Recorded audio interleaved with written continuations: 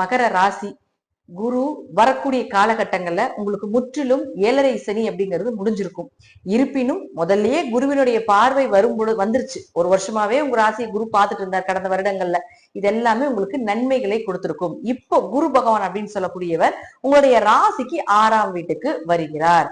அப்போ 6ஆம் வீட்டுக்கு மறையிறாரே மகர ராசிக்கு, அப்ப ஏதாவது நிறைய பிரச்சனைகளை கொடுப்பாரா அப்படிங்கிறது ஆம். ஒரு வகையான பிரச்சனைகளை கொடுத்தாலும் கூட குரு அப்படின்னு சொல்லக்கூடியவர் யாரு? ராசிக்கு 3 மற்றும் 12ஆம் அதிபதி.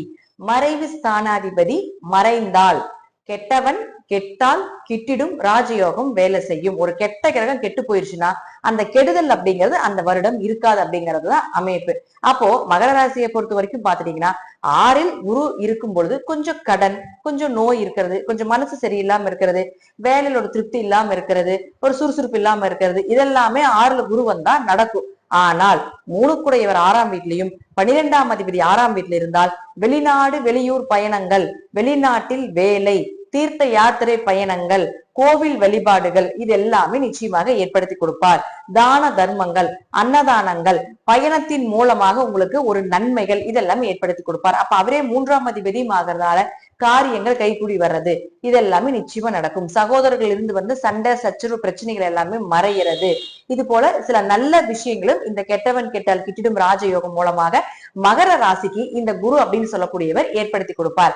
அடுத்தது நம்ம வந்து குரு 6ஆம் இடத்துல இருந்தால் இப்படி இருக்கும் அப்படிங்கறது நம்ம கன்வெர்ட் பண்ணி சொன்னாலும் கூட அடுத்தது பாருங்க, இந்த நான் சொல்லக்கூடிய இந்த ஸ்கிரீன்ல இருக்கக்கூடிய கட்டத்துல ஸ்டார் போட்டிருக்கக்கூடிய கட்டத்துல உங்க ஜாதகத்துல என்னென்ன கிரகங்கள் இருக்கு அப்படிங்கறத பாருங்க.